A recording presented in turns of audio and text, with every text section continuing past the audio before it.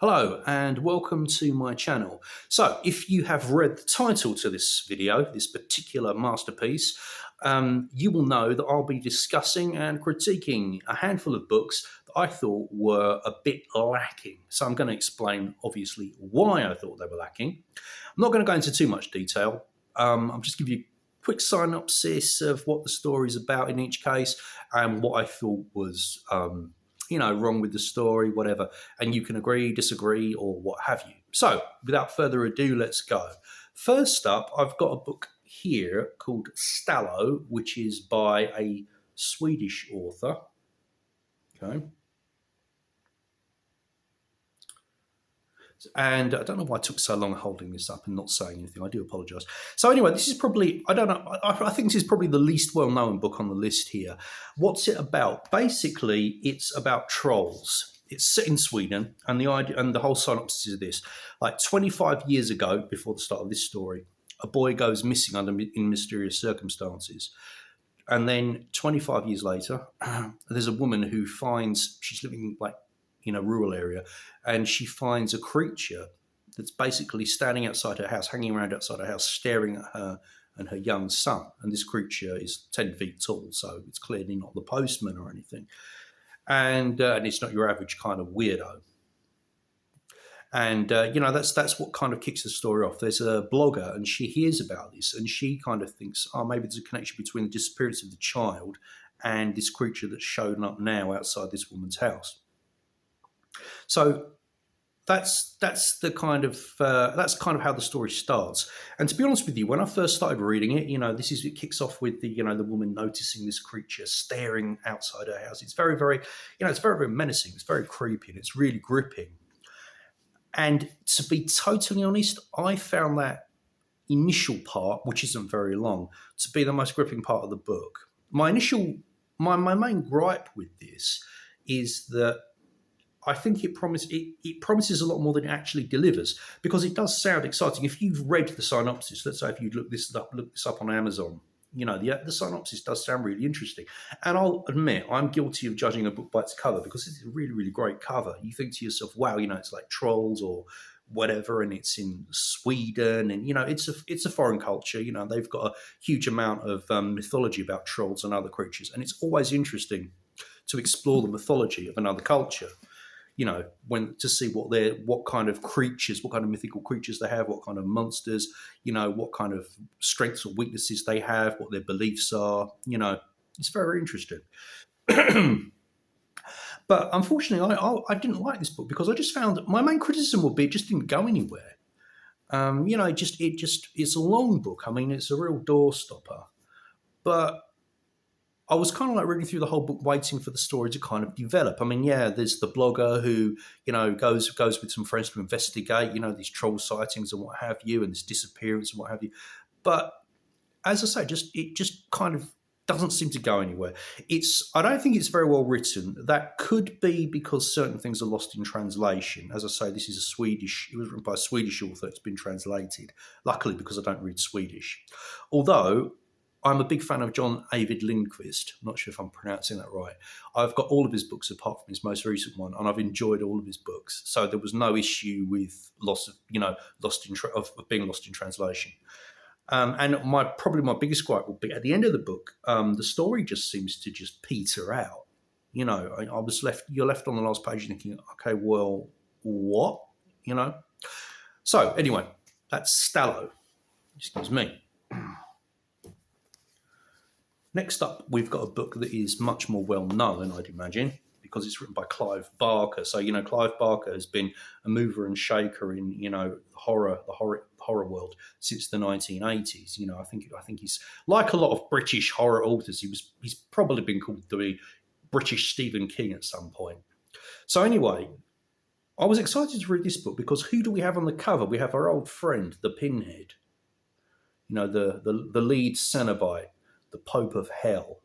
And so, this book, I thought, and I'm sure a lot of other people thought as well, wow, finally Clive Barker's giving us what we've always wanted. Pinhead, loads of Pinhead. We're focusing on Pinhead. So, the book starts off, Pinhead is murdering various magicians and taking their powers. And as with Stallo, which I just described, it starts off well, but my main issue with this book is that it just doesn't seem. I just don't like the direction it went in. You know, it also features, what's his name? Let me just look it up. Harry Damore, who is a private investigator and is another Clive Barker creation who's appeared in other Clive Barker books. I'll be honest, I haven't read those, so I don't know a lot about the character, but he's like a kind of paranormal investigator. So Harry Damore gets involved. Harry Damore and a group of like-minded individuals, you know, go to hell, you know, and the second half of the book at least takes place in hell. I found that it was a bit too kind of superficial, if that's the right word. I don't really like what he did with Pinhead. I mean, you know, Pinhead's the Pope of Hell, and, you know, the story takes place mostly in hell. But I found the whole thing kind of like not very imaginative. If you've seen my video, you probably haven't, because no one has, more or less. But if you see my video that I made a while ago, there's a book called A Short Stay in Hell. And I thought that was an extraordinarily imaginative idea of what hell could be. Extraordinarily imaginative. But I thought that this version of hell here was kind of like paint by numbers. I also don't really like the way Pinhead was used. There's also a massive kind of showdown between Pinhead and someone else at the end that you could just imagine it like being a kind of Marvel CGI battle, you know. Just didn't do anything for me. I think Pinhead would deserve a more in-depth treatment, a more complex treatment. I don't know. He's such an interesting character. I think more could have been done with Pinhead. Excuse me, I'm always turning around. Next up, we have got Sefira and Other Betrayals. You know, sorry, I'm having to read the titles, I'm telling you. So anyway, cracking cover, you know.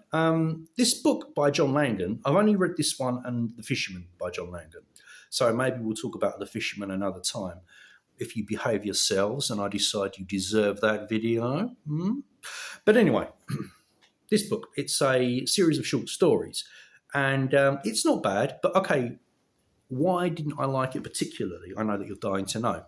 Let me read you a synopsis of a couple of stories. So, a pair of disgraced soldiers seek revenge on the man who taught them how to torture. I mean, that sounds really, really interesting. A man driving cross country has a late night encounter with a figure claiming to be the devil. Okay, this is a much more common thing that we've all been through at some point, but I was interested to see what he would do with it. So, the stories themselves, I thought, sound...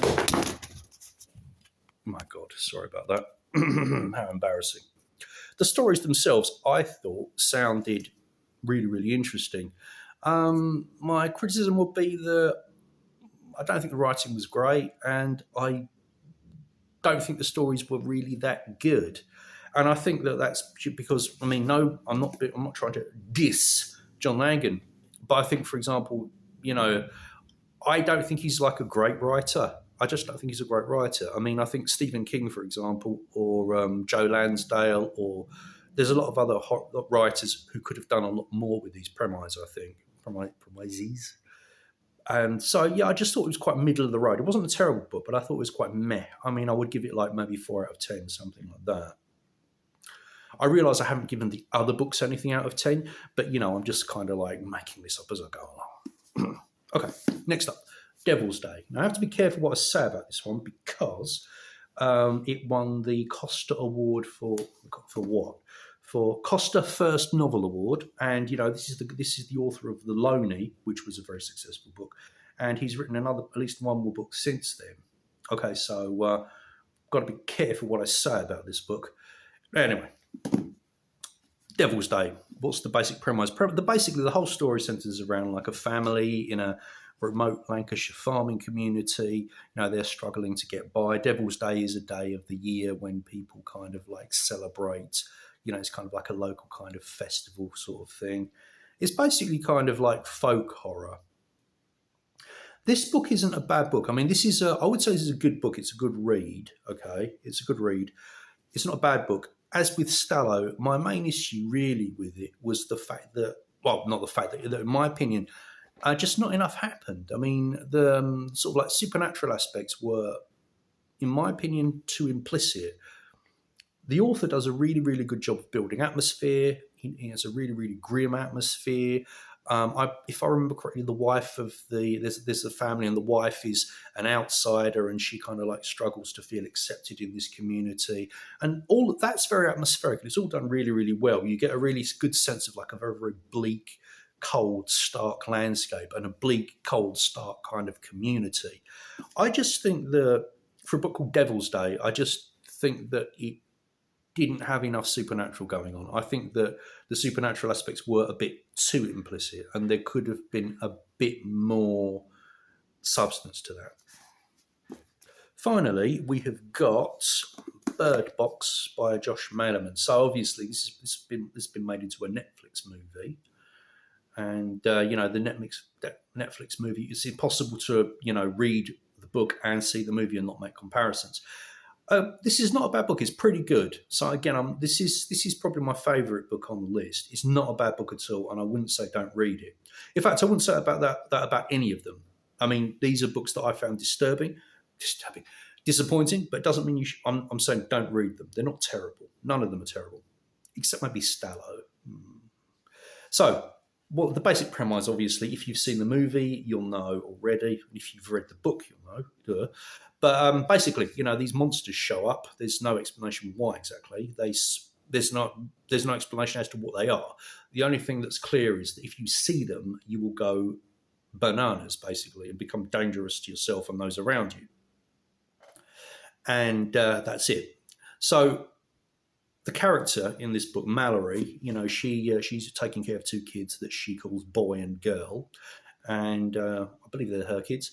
And she shacks up in a house. It's kind of like a Under Siege kind of thing, not Steven Seagal kind of Under Siege. Don't worry. And she's with some other survivors as well, and they're doing their best to make their way to navigate this crisis, because obviously, with the appearance of these creatures, society goes to hell in a handbasket. So anyway, the book and the film. If you've read the book, you'll know what happens in the film, and vice versa. The only thing I would say really is that it's a good read. I don't think it was great. I thought the characterization fell a little bit flat sometimes, but I think honestly that this book is probably on the list because I saw the film and I thought the film took the idea and developed it a bit better than the book does. I think the characterization was better in the film. I think the kind of interplay between the characters was better. Another thing as well is in the book, it's not a spoiler, it's just a small thing, but in the book at one point, one of the creatures lifts Mallory's blindfold. It doesn't do anything else to it, just lifts the blindfold, and she keeps her eyes closed. She doesn't see it. So in the book, it's got one of the creatures interacting physically with a human, whereas in the movie, they never seem to do that, if I remember correctly. So it seems to be more kind of, okay, the creatures don't touch people. With the book, it was like, so the creatures do touch people sometimes. So what else do they do to people, So, not a bad book, not a bad read, but not great. So that's my list of 5 books that I found, some from Stallo, I found them, massively disappointing, and Bird Box I found vaguely disappointing, a bit disappointing, quite disappointing, somewhat disappointing. So anyway, have a look and have a look at this list of books and see if anything tickles your fancy, and let me know what you think. Please remember to like and subscribe, because I need likes and subscribes the way a man in the desert needs water, if that's not too graphic an analogy. So thanks for watching, and hope to see you next time. Goodbye.